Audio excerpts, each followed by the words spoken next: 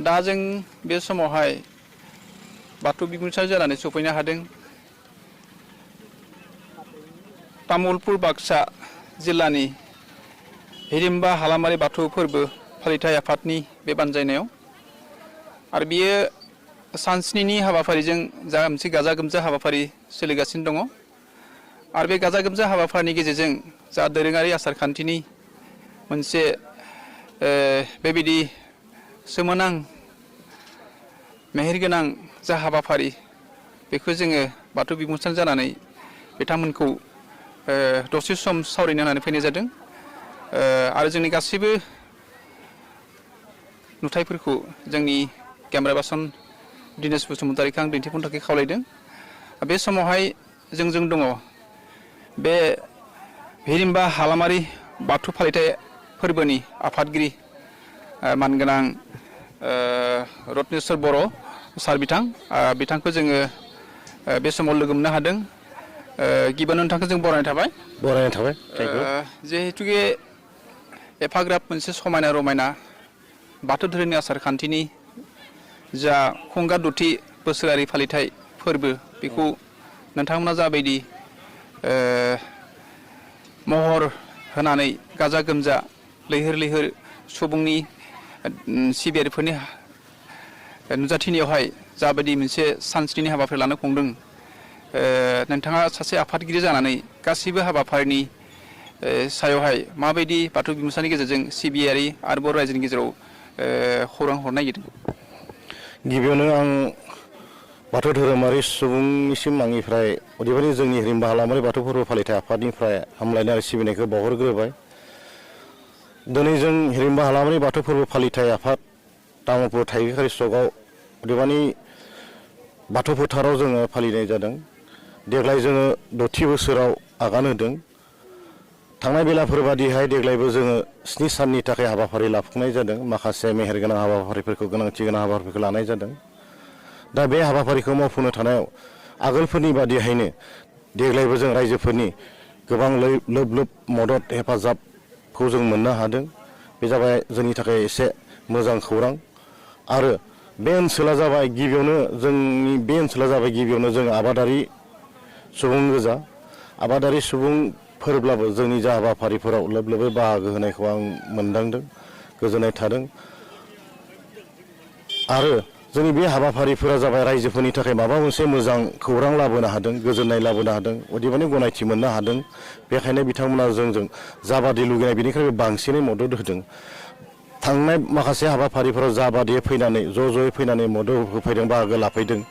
बेफोरखौ नुब्ला जों मिन्थिनो हायोदि जोंनि हाबाफारिफोरा जोंनि जा लानाय थांखि बिथांखिफोरा रायजोफोरनि गेजेराव माबा मोनसे गोहोम लाबोनो हादों गनायथि मोननो हादों बेखायनो रायजोफोरा गोजोननायजों आरो गोनांथिखौ नायनानै बाथौनि जा जोंनि नेमखान्थि आसार खान्थिनि गोनांथिखौ नायनानै बे हाबाफारियाव बाहागो लाफैदों होननानै जों सानना लानो हायो जिहेतुके बे हालामावहाय गं 37 बर' गामि दं होननानै जों मोनथिनो मोननाय जादों बे गं 37 बर' गामिफ्रावहाय बाथौ धोरोमनि बाथौ थानसालि नोंथांमोना लुफुंनो हादों ना हादिया दा जोंहा गं बे जायखिनि गामिफोर ओनसोला जोंजों नांजाबनानै दं जों बेयाव जों नुनो मोनदों जोंबो माखासे बाथ्राफोरखौ बेबादि नारसिनदों बा खावलायदों जोंहा गामि गामि थानसालि थानांगौ दा बेबादि जोंनि साखाथिफोराव जों नायथिङोब्ला नुनो मोनगोन नोंथांमोना गोदान गोदानै लुफुंहांनाय बे बाथौ थानसालि एबा मन्दिरफोर लुनायखौ नुनो मोनगोन जेरैहाय जोंनि साखाथियावनो जोंनि दा बे फोथारनि सोनाब गामियाव थांनानै हांख्लाबारि गामियाव थांनानै नायोब्ला नुनो मोनगोन नोंथांमोना दासो लुफुहांबाय थानाय गोदान बाथौ मन्दिर नुनो मोनगोन सानजाथिं थाङोब्ला हाग्रामारि होननाय गामियाव ओंखारनाय मोनसे बेबादिनो बाथौनि गोदान मन्दिर नुनो मोनगोन ओरैहाय आगसिजों थाङोब्ला राङाफालि होननायावबो नोंथांमोना नुनो मोनगोन बेबादि मन्दिर ओंखारनाय ओरैहाय आग्राजों दिमफ्लि गामियाव थाङोब्लाबो बेबादि मन्दिर नुनो मोनगोन ओरैहाय आरोबाव जगमारि होननाय गामियाव थाङोब्लाबो नोंथांमोना बेबायदि मन्दिर ओंखारनानै हाबाफारिफोर बाथौनि हाबाफारिफोर मावफुंनायखौ नुनो मोनगोन दा बेफोरखौ नायनो थाङोब्ला निस्सय जोंनि ओनसोलाव बाथौनि मोनसे गोहोमा गोलैदों गोनांथियाखौ मोनदांदों आरो बाथौनि जा आसार खान्थिफोरा गोसारदों एबा गनायथि मोनदों होननानै जों बेखौनो बुंनो हायो जिहेतुके बाथौ गोथार सान बे हाबाफारिखौ लाफानानै दिनै सानस्नि हाबानि जा थांखि लादों नोंथांमोना बे सानस्नि हाबाफारि लानायावहाय मा मा हाबाफारिखौ सरजाबदेरनानै बे हाबाफारिखौ नोंथांमोना सानस्रि खुंनो हागोन होननानै आरो माबायदि हाबाफारिजों बेखौ आवगायनो होननानै सानदों आरो बे हाबाफारिजों सरजाबनाय गाहाय आलासि बा गेवलां मेलनि गाहाय आलासि माबायदि नोंथांमोना खावलायदों? बे हाबाफारिजों गोनांथि गोनां बेनो जाबाय जोंनि बाथौ धोरोमजों गोनांथि गोनां होनोब्ला जेरैबायदिहाय आर'ज बादायलायनाय बे गोनांथिथार बयनिख्रुइ जों आर'ज बादायलायनायखौ हाबाफारि महरै लानानै दिनै मावफुंबाय। नोंथांमोना एसे आगोलावसो जानांगौ एसे नुफैदों मोनब्रै मोनाबो जाफैबाय। नाथाय जों दिनै बे हाबाफारिखौ मावफुंनानै जों जा मोनसे मान बान्था होनांगौ बादायलायनायाव जाय उइनार देरहानाय हानजाफोरनो जा होनांगौ जों बेखौ होबाय। बे बान्थाखौ नाथाय जों मोनसे गोजोनथाव रादाब नोंथांमोननि गेजेरजोंनो मेसेज हिसाबै फोरमायनो सानो जे बे बान्थाफोरखौ जोंहा जोंनि साखाथिनिनो रङिया समस्तिनि MLA बा आसाम सरकारनि मन्त्रि मानगोनां भबेश कलिता बिथाङा बावदोंमोन 15,000। जों बे 15,000 जों मोनथाम हानजानो राननानै आरो जोंनि जा माने खुंथाय आफादनिफ्राय ब्रैथि बान्था महरै लाखिबावनानै जोङो बादायारि बिथांमोननो जोङो माबा मोनसे मानखौ बावहरनाय जाबाय। लोगोसेनो जोंहा बे हाबाफारिनि जोबथा सान महरै जोंहा 1 फेब्रुवारि गेवलां मेल दङ। बे गेवलां मेलाव जोंहा गेवलांनि मेल महरै जोंहा गेदेमा माखासे आलासिया नुजाफैगोन जों लेंहरखानाय जादों। इतिमध्य जों कनसेन्ट मोनदों। गिबियावनो बे गेवलां मेलखौ बेखेवगिरि महरै जोंनि तामुलपुर समस्तिनि MLA मानगोनां इमानुएल मुसाहारि बिथाङा नुजाफैगोन खौरां होदों।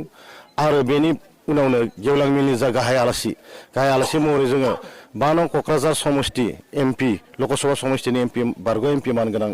सानसुमा खुंगुर बैसोमुसाहारि बिथांखौ लिंनाय जादों। बिथाङाबो फैनायनि बाथ्रा होदों कनसेन्ट हरदों।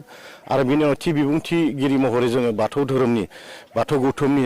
मिरु बाथौ गौथुमनि गाहाय नेहाथार मानगोनां गणेश दैमारि बिथांखौ लिंनाय जादों। बिथाङाबो फैखागोन बाथ्रा होखाबाय। बेनि उनावनो जोङो बे गेवलां मेलनि बोखोथामा आलासि महरै जोंनि साखाथिनि जा MLA एबा मन्त्रि भबेश कलिता बिथांखौ लिंनाय जादों। आरो जोंनि साखाथिनिनो जोंनि BT समस्तिनि मानगोनां महेस्वर बसुमतारी बिथांखौबो जोङो बे मेलनि बोखोथामा आलासि महरै लिंनाय जादों। आरो बायदिसिना बेबादिनो बै मेलखालि माननि आलासि दङ, बिबुंथिगिरिफोर दङ। बेबादिनो जोंनि बे गेवलां मेला मेहेरगोनां जागोन होननानै आं सानदों। बे हाबाफारिखौ लानानै जिहेतुके सानस्रिनि हाबाफारि लादों बेहाय बिसम्बि लोगोसे मख'जाथाव खामानि नोंथांमोना बे हालामनि बेलायाव मा मावनो हादों होननानै नोंथाङा फोरमायनो नागिरदों?